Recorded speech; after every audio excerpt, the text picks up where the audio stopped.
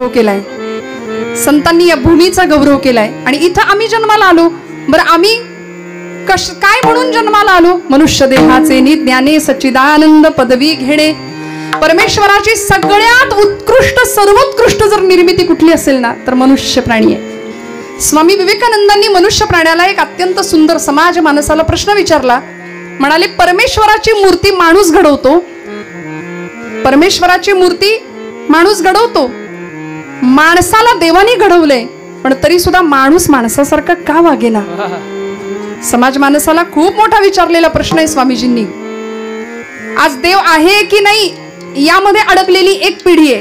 देव आहे की नाही? काही जण म्हणतात देव नाहीच आहे, आकाशातल्या देवा वगैरे अमुक अमुक, जाऊ दे आपण नाही तिकडे जायचं फार.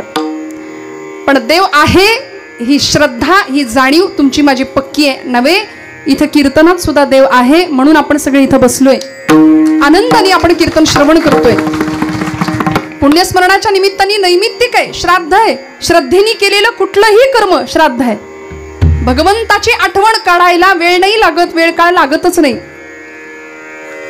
यया आठा प्रहरा माझारी तरी गा ऐसे करी माऊली म्हणतात, मोटके निमिष भरी दे तुझाच. 8 प्रहरामध्ये निमिष मात्र जरी भगवंताची आठवण काढली ना तरी देवाला ती पोहोचते, ती पुरेशी राहते. परमेश्वर आम्हाला सांभाळणार आहे. मग म्हणाले, त्यांनी दिलेलं हे जीवन त्याच्याविषयी कृतज्ञ भाव असायला काय हरकत आहे? पण आज आमच्या समाजामध्ये अशी काही करंटी माणसं आहेत की ते म्हणतात देव नाहीच आहे. बाबा महाराज सातारकर म्हणायचे, तुम्ही देवाला माना किंवा मानू नका, त्यांनी तुम्हाला मानले एवढं तरी माना. आणि ज्या दिवशी तो तुम्हाला मानणार नाही त्या दिवशी आपल्या घरासमोर गर्दी जमणार. माणसं म्हणतील उचला आता संपला यांचा कार्यक्रम. मग तिकडे गेल्यानंतर अग्नी आहेच आहे, तिकडे गेल्यानंतर अग्निसंस्कार केला जातो, पण त्याआधी आपल्या आतला अग्नी आपल्याला प्रज्वलित करायचा आहे. त्याला शास्त्रकारांनी देहबुद्धीचा अग्नी असं म्हटलंय. देहबुद्धी म्हणजे काय? मी म्हणजेच देह आहे, हा बुद्धीने केलेला जो निश्चय आहे ना त्याला देहबुद्धी असं म्हटलंय. मग देह म्हणजे मी नाहीच आहे, त्या देहामध्ये असलेला भगवंत कोण आहे त्याची जाणीव होणं. देव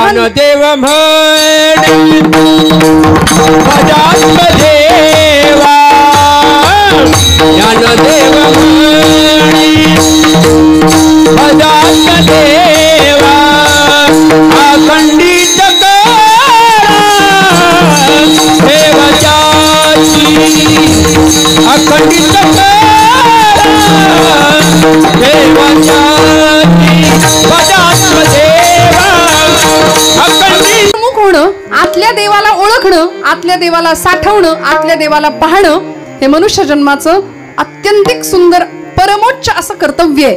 इथं आल्यानंतर काय करायचं? भगवंताला ओळखायचं, भगवंताला पाहायचं. पण आमच्या बाबतीत असं होतं, आमचं सगळं बहिर्केंद्री लक्ष आहे, आम्ही सगळीकडे पाहतो पण देव मात्र आम्हाला कुठे दिसत नाही. मग देवाला कळवून घेता यावं, देव दिसावा अशी व्यवस्था व्हावी याकरता हा मनुष्य जन्म आहे. आणि मग पशुदेही नाही गती ऐसे सर्वत्र संगती, या नरदेहीच प्राप्ती परलोकाची. म्हणून या नरदेहाच्या माध्यमातून, नरदेह आद्यम खलु धर्म साधनम, नरदेहाचं माध्यम हे सर्वांचं साधन. आणि कहे ज्ञान नाही कोठे, आणि कहे ज्ञान नाही कोठे, आणि कहे ज्ञान नाही कोठे, आणि कहे ज्ञान नाही कोठे. याची देई गडे देवाचे भजन, देवाचे भजन, याची देई गडे देवाचे भजन, याची देई गडे देवाचे भजन. आणि कहे ज्ञान नाही कोठे, आणि कहे ज्ञान नाही कोठे, आणि कहे ज्ञान नाही कोठे, आणि कहे ज्ञान नाही कोठे, नाही काही कोठे, नाही कोठे. याची देही घडे. वा सागर दादा, देवाचे भजन, देवे दिला देह भजना गोमटा. मग आता एक आपल्याला पक्क लक्षात राहिलं, देहानीच देव प्राप्त होऊ शकतो, देहाच्या माध्यमातूनच देवाची प्राप्ती होऊ शकते. यद दहते नित्यम तद देहम अशी देहाची व्याख्या केली. जो सतत जळतोय त्याला म्हटलंय देह. तुम्ही म्हणाल कुठं काय जळतंय? हा, मे मध्ये पावसाळा सुरू झालाय, जळतंय कुठं काय? अहो जळतं आतमध्ये रोज अग्नी पेटलेला आहे, त्याला वैश्वानर अग्नी म्हटलं जातं. आणि त्या अग्नीला आम्ही अन्नाची आहुती देतो. ज्यावेळी तो अग्नी प्रज्वलित होतो, म्हणजे डॉक्टर त्याला जठर अग्नी म्हणतात. आपण म्हणतो लई भूक लागली की त्या अग्नीला आपण अन्नाची आहुती देतो. मग आतला अग्नी जोपर्यंत पेटलेला आहे तोपर्यंत ही आहुती, आणि एकदा का आतला अग्नी थंड झाला की मग बाहेरचा अग्नी आहे. म्हणून या बाहेरच्या अग्नीपर्यंत जाण्याआधी आतला अग्नी प्रज्वलित व्हावा, त्याची जाणीव व्हावी. अहम वैश्वानरो भूत्वा प्राणिनां देहमाश्रिता. भगवंत म्हणतात मी आहे ना आतमध्ये, अहम वैश्वानरो भूत्वा. मग आता त्याला ओळखायचं. खरं सांगा, आपला श्वास सुद्धा आपण कधी शांततेत ऐकत नाही, इतका आम्ही गडबडीत आहे सध्या. सर्व सुखाची या आशा जन्म गेला, क्षण एक मुक्ती यत्न नाही केला. दाही दिशांना हा जीव भरकटतोय, नुसता भरकटतोय. पण आचार्यांना विचारलं, आचार्य तुमचं काय? न पुण्यम न पापम न सौख्यम न दुःखम. न पुण्यम न पापम न सौख्यम न दुःखम. न मंत्रे न तीर्था न वेदा न यज्ञ. अहम भोजनम नैव भोज्यम न भोक्ता. थोडा रिवर्ब द्या मला, मोकळं करा जरा. अहम भोजनम नैव भोज्यम न भोक्ता. चिदानंद रूप शिवोहम शिवोहम. अहम निर्विकल्पो निराकार रूपो. विभुर्व्याप्य सर्वत्र सर्वेन्द्रियाणि. सदा मे समत्वं न मुक्तिर्न बंध. चिदानंद रूप शिवोहम शिवोहम. चिदानंद रूप शिवोहम शिवोहम.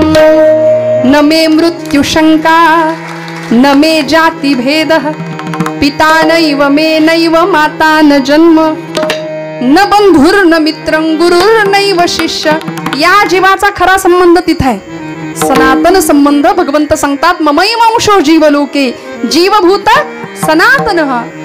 एक संबंध भगवंत सांगतात, या जीवाचा असलेला त्या शिवाशी, त्याला सनातन संबंध म्हटलं. आणि मग या देहाच्या माध्यमातून आम्ही त्या शिवतत्वापर्यंत पोहोचू शकतो. हे संतांनी आम्हाला वेळोवेळी ठासून कानी कपाळी ओरडून सांगितलं. देवे दिला देह भजना गोमटा. पण आपल्याकडे भजन आणि भोजन यामध्ये जरा गल्लत करतात. भोजनाला 60 आणि भजनाला 8. भोजन देहाला लागलेली भूक भागवण्याचं साधन भोजन. भूक लागली भोजन, पण मनाच्या भूकेचं काय करायचं? आत्म्याची भूक भागवणारं साधन आहे भजन. विठ्ठल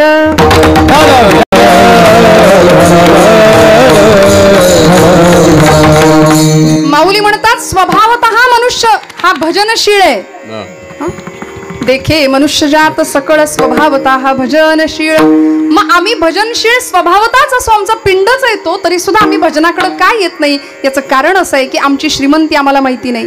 आम्ही कुणाचे वंशज आहोत, आम्ही कुणाचे अंश आहोत हे आम्ही जाणत नाही.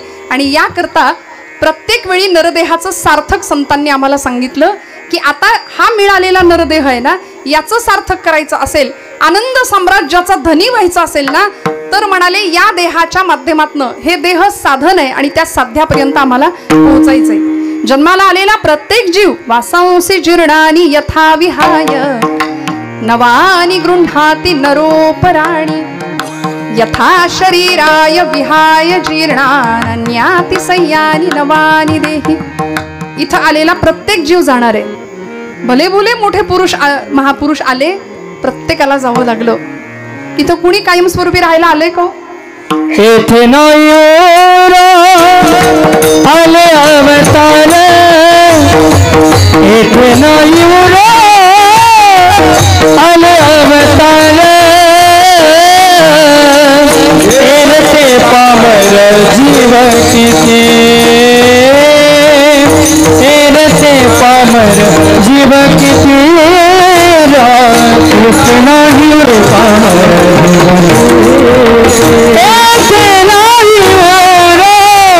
आले अवतार.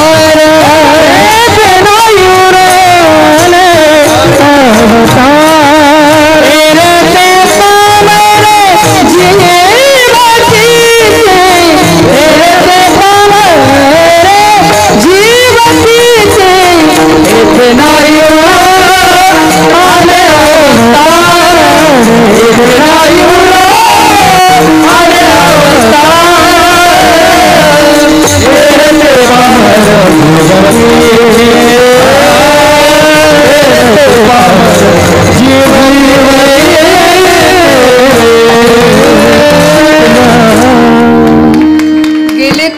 पामर जीव किती, किती असंख्यात मंडळी आली आणि गेली. इथं असलेल्या प्रत्येकाला हे मान्य आहे की आपल्या सगळ्यांना जायचंय. मान्य आहे ना? सगळ्यांना जायचंय. खो खोचा डाव आताची मुलं खेळत नाहीत, पण खो खोच्या खेळामध्ये ज्याला खो बसलाय त्याला उठावं लागतं. तो जर म्हटला मी उठणारच नाही तर डाव मोडेल, खेळ मोडेल. हा सृष्टीचा नियम आहे, अंतिम अटळ असलेलं सत्य. इथं आलेल्या प्रत्येकाला जायचंय. ओवी आपल्याला पाठ आहे, सगळ्यांना माहितीये. उपजेते नाशे नाशिले पुनरपी दिसे. यक्षराज प्रकरण आहे महाभारतामध्ये. या महाभारतामध्ये यक्षराजांनी धर्माला अत्यंत सुंदर सुंदर प्रश्न विचारलेत.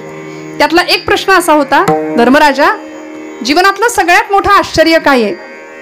तेव्हा धर्मराजांनी उत्तर दिलं, अहन्यहानी भूतानि गच्छन्ति यम मंदिरम तेषा स्थिरत्वमिच्छन्ति किमाश्चर्यमतः परम. धर्मराजांनी उत्तर दिलं, म्हणाले आमच्यापैकी एखादा जर माणूस निघून गेलं, इहलोकाची यात्रा त्यांनी संपवली, तर त्याला पोहोचवायला आप्तेष्ट परिवार, मित्रमंडळी, नातेवाईक सगळे जातात. कुठे? यम मंदिरम, यमाचं मंदिर. आपण घाट म्हणतो, स्मशान म्हणतो, है की नाही, नदीवर म्हणतो. गेलो सगळी मंडळी तिथे जातात. आणि काय होतं धर्मराज सांगतात, तिथे गेल्यानंतर जाणाऱ्या माणसाबद्दल तेवढ्या हळहळ व्यक्त केली जाते. जीवनाची नश्वरता आम्हाला कळते. मनुष्य जन्मात काही नाही बघा, काही नाही. काल आम्ही एकत्र चहा प्यायलो, काल आम्ही एकत्र व्यवस्थित बोललो, आणि आज ती व्यक्ती निघून गेल्यानंतर आम्हाला तिथं येतं ते स्मशान वैराग्य. ते तेवढ्या पुरतच असतं.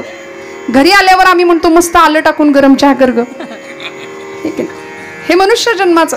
बरं, तिथे गेल्यानंतर मनुष्य तिथला तो अंत्यविधी झाला, संस्कार झाला की माघारी येणारी माणसं, माघारी येणारा मनुष्य ज्या ॲटिट्यूड मध्ये माघारी येतो की जणू काही माझा आणि या जागेचा काही संबंधच नाही, हे जे माणसाचं वाटणं आहे ते जगातलं सगळ्यात मोठं आश्चर्य आहे. विठ्ठल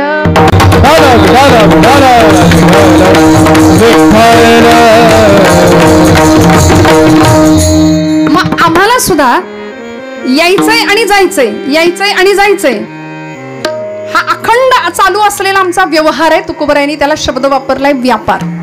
अखंड येणं आणि जाणं चालू आहे. आणि यालाच संसार असं ज्ञानोबरायांनी ज्ञानेश्वरीत सांगितलं. उपजणे आणि निमणे या नाव संसार.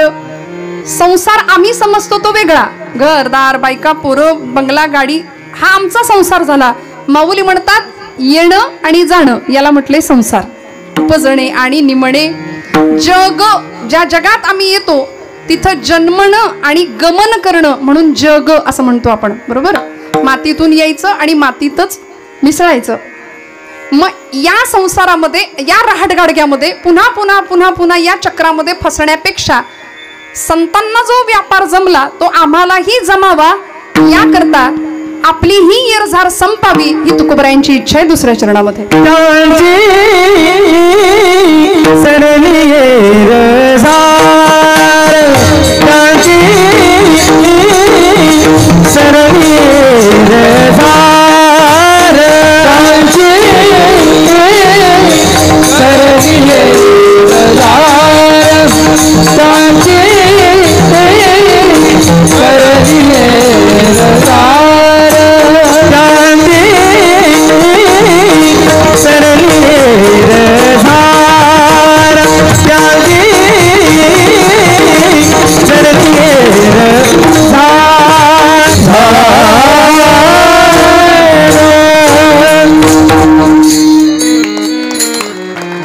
त्यांची सरली येरझार, झाला सफल व्यापार.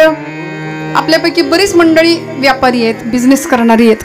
कुठला व्यापार, संतांनी कुठला व्यापार सांगितला आणि आम्ही कुठला व्यापार समजतो. आमच्या व्यापारामध्ये आम्हाला नफा आणि तोटा एवढंच कळतं, पण संतांचा व्यापार सफल झाला. तुमचा माझा व्यापार सफल व्हावा ही तुकोबरायांची इच्छा आहे. त्यांची सरली येरझार, झाला सफल व्यापार. आम्ही जो व्यापार समजतो तो संतांना अपेक्षित नाहीये. इथं आल्यानंतर फक्त सुखाची वखवख, आधुनिक सुखाच्या साधनांनी माणसाची वखवख वाढवली आहे. भक्तीनं आणि अध्यात्मानं माणसाला मिळालेल्या आनंदात तृप्त आणि समाधानी राहण्याची वृत्ती शिकवली आहे. जीवनात नसलेला आनंद मिळवायचा कसा आणि असलेला आनंद वाढवायचा कसा हे ज्याला कळलंय ना तो भक्त आहे. ज्याच्या माध्यमातून कळलं ती उपासना आहे. ज्यांच्यामुळे चित्तवृत्ती प्रशांत होते, अंतर्वृत्ती भरून येते, दुसऱ्याच्या हृदयातलं दुःख जाणण्याची संवेदनशीलता प्रतीत होते, त्याला म्हणायचं अध्यात्म, आणि हे अध्यात्म ज्यांना कळालंय त्यांना म्हणायचं संत.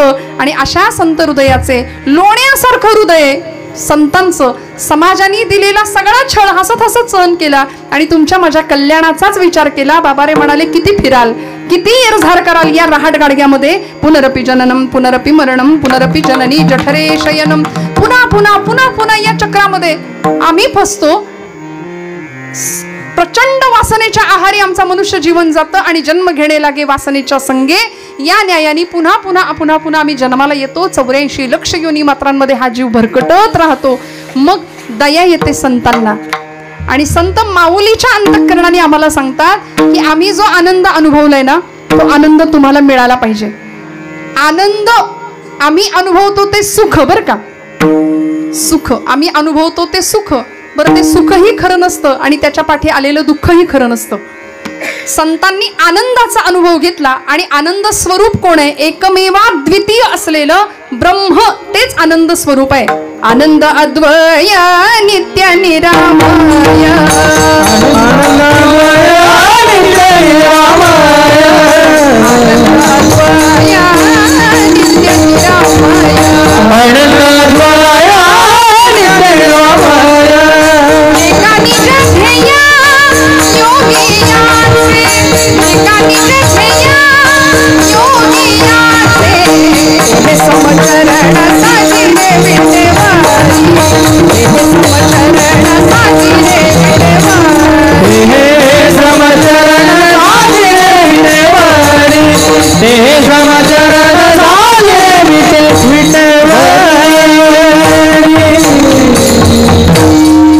आनंद अद्वय नित्य निरामय.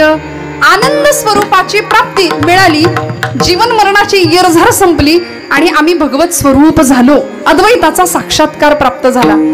आपल्याला नाही का असं वाटत की आम्हाला सुद्धा देव भेटावा, देव पाहता यावा? मग येरझार संपायची असेल आमची सुद्धा, जी संतांची संपली. ज्ञानोबराय तुमच्या माझ्या करता आले. मुक्तावस्थेला गेलेले सगळे संत पुन्हा जन्म घेतला तुमच्या माझ्या उद्धाराकरता. आणि आम्हाला सुद्धा अनंत जन्माची पुण्याई आहे म्हणून आज आम्ही सगळे इथं आहोत, बरं का. अनंत जन्मोनी पुण्य होया, अनंत जन्मोनी पुण्य होया,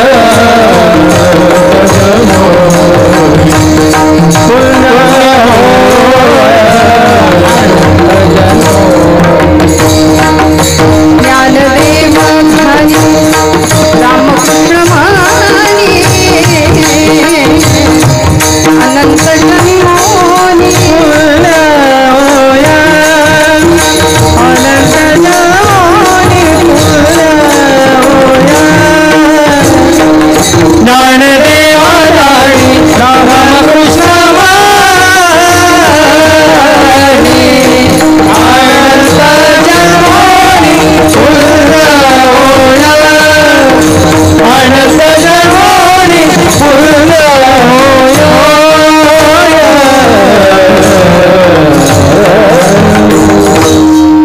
तुमची माझी अनंत जन्माची पुण्य आहे म्हणून आम्ही इथं आलो. तालुक्यामध्ये एवढीच माणसं आहेत का? नाही. आज आमची पावलं इकडं वळली. ही संध्याकाळची वेळ काही जणांसाठी वेगळ्या कारणासाठी असते, राखीव. आमचा महिला वर्ग प्राईम टाइम असतो, झी टॉकी, झी मराठी. इथं येण्याकरता अनंत जन्माची पुण्यही लागते. इकडं सगळ्यांचीच पावलं येत नाही. डोंगरे शास्त्रीजींचं वाक्य आहे, ते म्हणायचे कथा के लिए जाने की हमारी औकात क्या है, कथा के लिए तो वो जाते हैं जिनको बाकी बिहारी बुलाते हैं. येरझार संपायची असेल ना तर इकडे पावलं वळतील, नाही तर आम्ही येऊ शकत नाही इकडे. आमची येरझार संपणार, भगवंताची कृपा आमच्यावर होणार. तुकोबरायांची ती परम पावन अशी इच्छा आहे. मनुष्य जन्मानंतर परमात्मा प्राप्तीचं ध्येय या जीवाला सापडावं, मिळावं, याकरता ही येरझार संपावी, याकरता संतांचं हृदय गलबलून गेलं, कासावीस झालं, कळवळलं. आणि मग आता ही येरझार संपायची तरी कशी? अनेक उपाय सांगितले. त्यातला अत्यंत असलेला सुंदर सोपा उपाय तुकोबराय सांगतात अभंगाच्या प्रथम चरणामध्ये. साठविला हरी, साठविला हरी, साठविला हरी,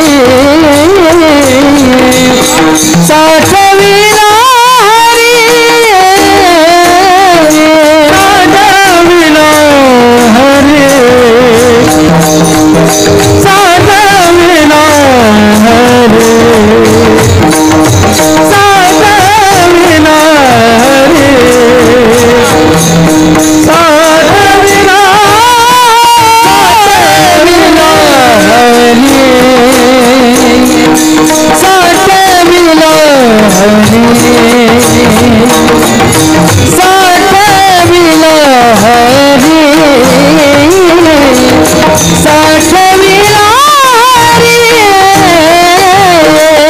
साठविला हरी साठविला हरी साठविला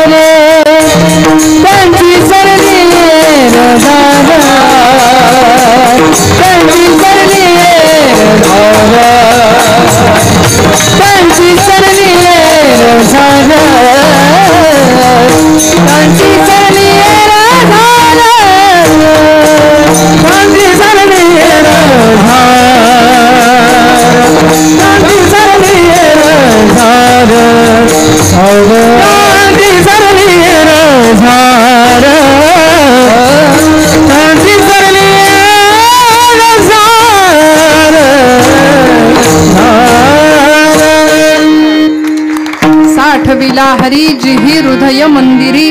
तुकोबराय उत्तर देतात येरझार संपली पण कुणाची? साठविला हरी जिही हृदय मंदिरी, त्यांची सरली येरझार झाला सफल व्यापार. हृदयामध्ये भगवंताला ज्यांनी साठवलं त्यांची येरझार संपली, येणं आणि जाणं संपलं. कुणाचं? हृदयामध्ये ज्यांनी देवाला साठवलं त्यांचं. आता प्रश्न असा, देव हृदयात साठवता येतो का? तुकोबरायांनी जर सिद्धांत मांडला तर त्यामध्ये अजिबात काही खोटं नसणार आहे. कारण महाराज काही साधं सुद्धा काम नव्हतं. पाहिली पुराणे धांडोळीली दरुशने असा महाराजांचा अधिकार आहे. महाराज सिद्धांत करतात साठविला हरी जिही हृदय मंदिरी, त्यांची सरली येरझार झाला सफल व्यापार. भगवंताला हृदयामध्ये साठवायचंय. आम्हाला साठवणं म्हटलं की परत आम्ही प्रपंचाकडेच जातो. साठवायचं म्हटलं की आमचा बँक बॅलन्स आम्हाला आठवतो. चांगलं भक्कम मजबूत तिकडे साठवायचं एवढंच आम्हाला माहिती. पहिलं पै गाठी मारायच्या. पैसा सगळा ना देवाचा ना देशाचा ना धर्माचा विचार. जुनी माणसं म्हणायची उष्ट्या हातानं कावळा सुद्धा कधी हाकलत नाही. अशा वृत्तीची माणसं. दातृत्वाचा गुण नाही. बघा ना देण्यामध्ये किती आनंद आहे. आम्हाला साठवणं माहितीये. पण तुकोबराय सांगतायत काय साठवायचं? आम्ही प्रपंच साठवतो, नश्वर साठवतो, नश्वर संसार गोळा करत बसतो आणि मग तो कुठे जाईल त्याचं रक्षण करता करता आयुष्यभर दुःखाच्या या फेऱ्यामध्ये पुन्हा पुन्हा पुन्हा पुन्हा चक्रा मारत बसतो. दुःखाला कारण ठरतो हा जीव. करते पण स्वतःकडे घेतो. पण काय साठवायचं? तुकोबराय म्हणले हरीला साठवा. साठविला हरी जिही हृदय मंदिरी, ज्यांनी भगवंताला हृदयामध्ये साठवलं त्यांची येरझार संपणार आहे. मग आता हरीला बघायचं झालं तर हरी केवढा मोठा आहे. तुका म्हणे व्यापक नभा होई अणुचा गाभा, होई अणुचा गाभा, होई अणुचा. तुका म्हणे व्यापक नभा होय अणुचा गाभा, होय अणुचा गाभा,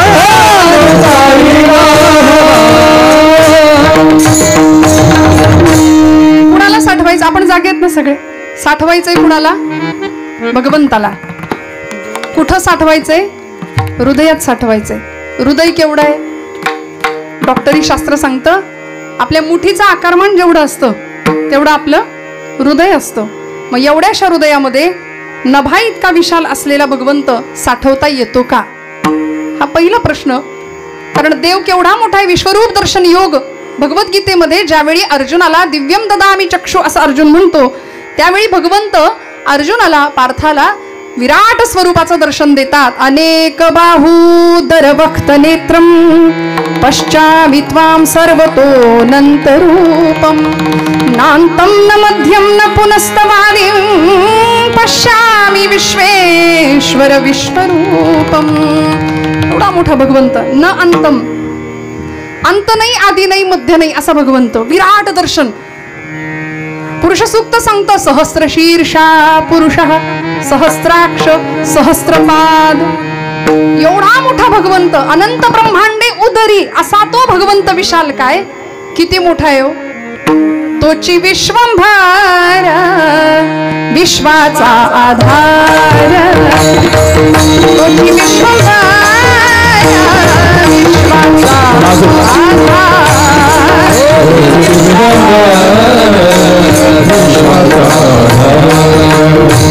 तोची विश्वंभर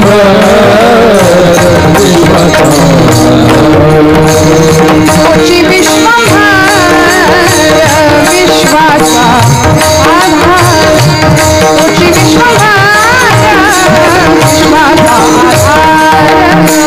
तोची विश्वंभर विश्वाचा आधार, तोची विश्वंभर विश्वाचा कधी दैन्य दूर, कधी दैन्य दूर नारायण, तोची विश्वंभर विश्वाचा आधार, तोची विश्वंभर विश्वाचा आधार, तोची विश्वंभर विश्वाचा आधार, तोची विश्वंभर विश्वाचा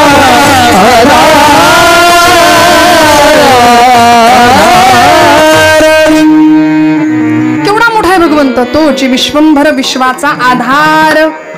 विश्वाला ज्यांनी आधार दिलाय असा भगवंत, त्याला आम्ही जन्मोत्सवाच्या कीर्तनाला पाळण्याचा आधार देतो.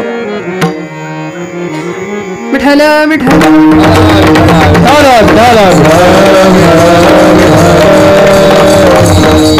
जो अजन्म आहे तो भगवंत जन्माला येतो, सगळ्या विश्वाला आधार देतो. जगत चालक अखिल कोट ब्रह्मांडाचा नायक असं म्हटलंय. मग एवढं मोठं त्याचं व्यापकत्व आहे, तर तो आपल्या हृदयामध्ये सापडतो का? तर त्याचं उत्तर आपण प्रमाणात ऐकलं. तुका म्हणे व्यापक नभा होई अणुचाही गाभा. श्रुती सांगते, उपनिषदकार सांगतात, अणोरणियान महतो महियान. मुंगी होऊन मुंगीच्या देहात राहतो आणि हत्ती होऊन हत्तीच्या देहामध्ये राहतो. असं जर त्याचं व्यापकत्व आहे तर भगवंत हृदयामध्ये साठवता येऊ शकतो. अनेकांनी त्याला साठवलं. आमच्या जनाबाईंनी त्याला साठवलं की नाही? साठवलं की. हृदय बंदी खाना केला, हृदय बंदी केला, हृदय बंदी खाना केला, हृदय बंदी खाना केला, हृदय बंदी खाना केला, हृदय बंदी खाना केला, हृदय बंदी खाना केला, हृदय बंदी खाना केला. आता विठ्ठला बंदिला, आता विठ्ठला बंदिला, हृदय बंदी खाना केला, हृदय बंदी खाना केला. आता विठ्ठला बंदिला, आता विठ्ठला बंदिला, हृदय बंदी खाना केला, बंदी खाना केला.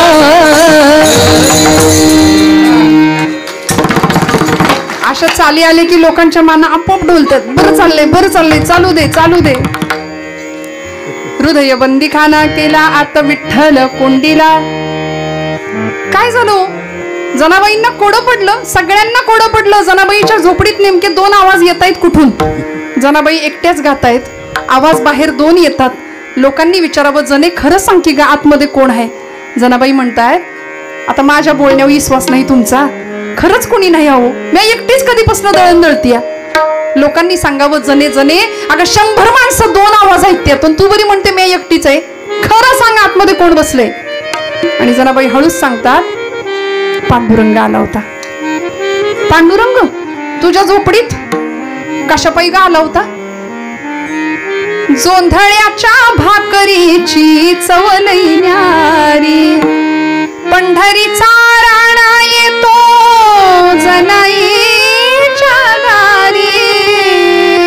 कशाला आला होता काय सांगू पाटील तुम्हाला?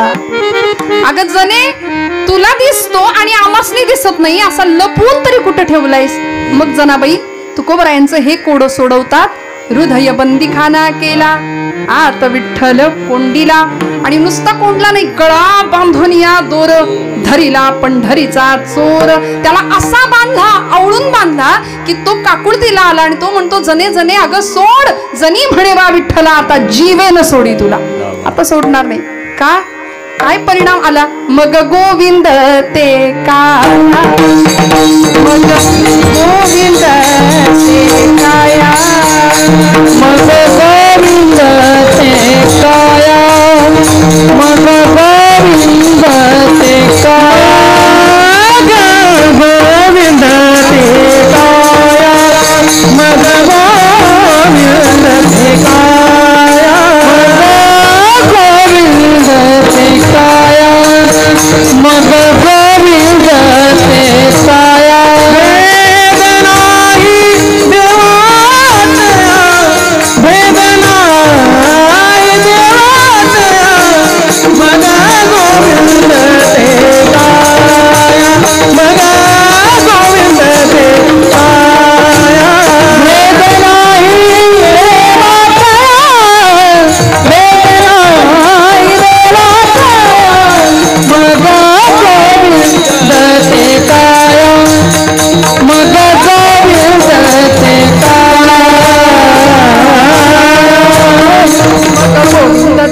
या भेदनाची देवाच, या भेदनाची देवाच,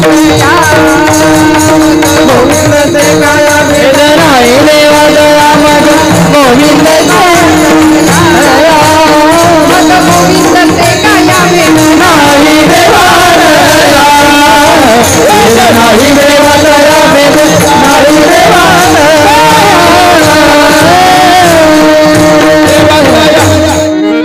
प्रभाव पडला आमच्यावरती. मग गोविंद ते काया. ही जाणकार मंडळी आहे, संप्रदायातली मोठी माणसं आहेत. अहो मी आपल्या समोर काय वेडे वाकुडे गाईन परी तुझाच म्हणवीन. मला धाकटं पण घ्यायला खूप आवडतं. माऊली म्हणतात ना, जे जगा धाकुटे होई जे ते जवळीक माझी. आज पंचकृषीतली सगळी नेहमी कीर्तन ऐकणारी माणसं आपण इथं आहात. अनेक प्रमाणांची रेलचेल करणारी गायनाचार्य मंडळी इथं आहेत. आपण काय वेगळं नव्याने सांगायचं? जनाबाईंनी त्याला कोंडून ठेवला, जनाबाईंनी त्याला साठवला. धन्य त्याची माता, धन्य त्याचा पिता, धन्य त्याची माता, धन्य त्याचा पिता, धन्य त्याची माता, धन्य त्याचा पिता, धन्य त्याची माता, धन्य त्याचा पिता, त्याची माता, धन्य त्याचा पिता, धन्य त्याची माता, धन्य त्याचा पिता, धन्य त्याची माता, धन्य त्याचा पिता, धन्य त्याची माता, धन्य त्याचा पिता.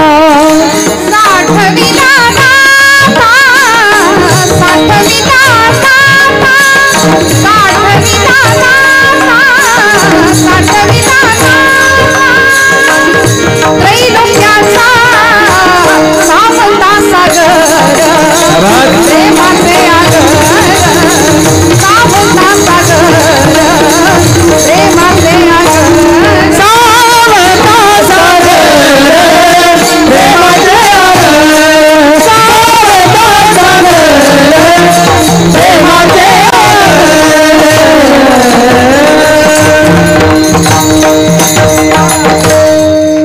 माता पित्यांना धन्यवाद दिले. धन्य त्याची माता, धन्य त्याचा पिता. बघा ना, आज पितृस्मरण आहे की नाही?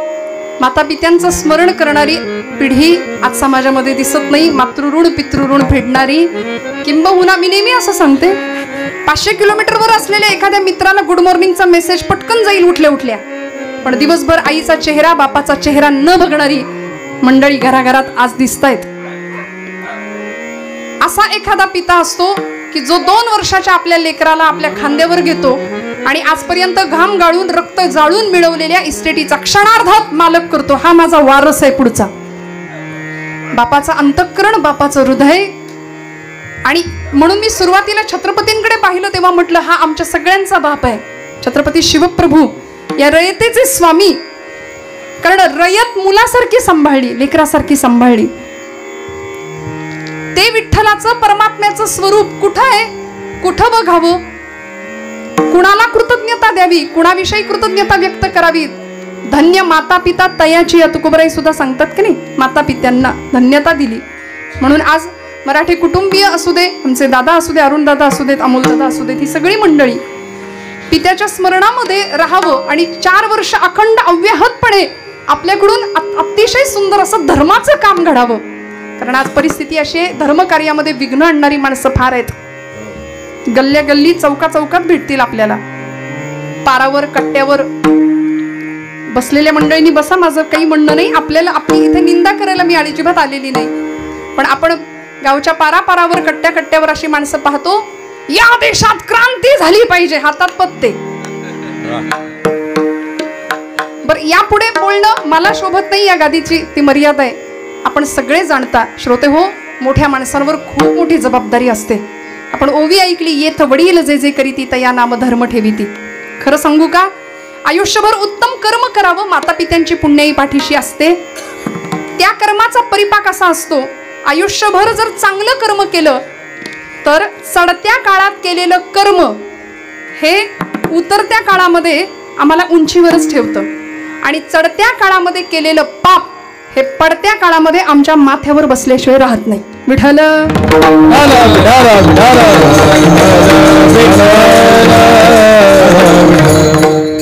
बापजाद्यांची पुण्याई असते, माता पित्यांची पुण्याई असते, ती पुण्याई आम्हाला कामी येते. माझे गुरुजी असं म्हणतात, वडिलांनी म्हणजे बंगला दारू विकून जर बंगला बांधला असेल तर पुढच्या काळामध्ये मुलगा बंगला विकून मध्यप्रश्नच करणार आहे की नाही, ही परिस्थिती आहे.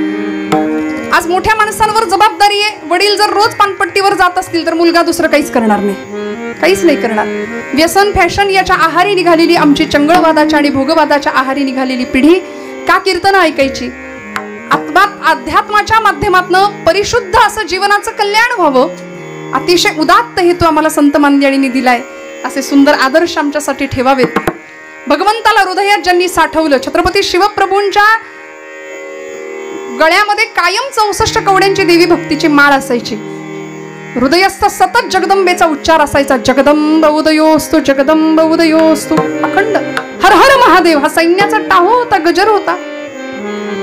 ज्यावेळी 150 मावळ्यांच्या धारोष्ण रक्ताचा अभिषेक शिवशंभू महादेवाच्या पिंडीवर वाहतो ना, वाहिला जातो, त्यावेळी शपथ घे, समर्पित केलं जीवन देव देश धर्मासाठी.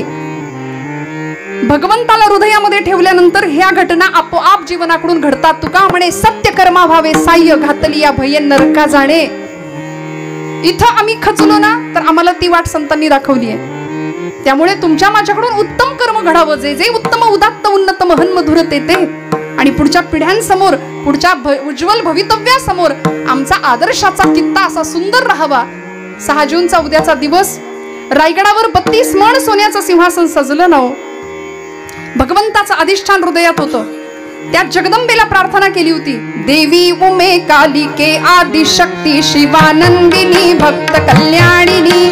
देवी उमे कालिके आदिशक्ती शिवानंदिनी भक्त कल्याणिनी. चंडासुरच्छेदिनी भद्रकालिनी शंभासुर प्राण संहारिणी. चंडासुरच्छेदिनी भद्रकालिनी शंभासुर प्राण संहारिणी. दाक्षायणी शैल राजेंद्र कन्ये जगत स्वामिनी राजराजेश्वरी.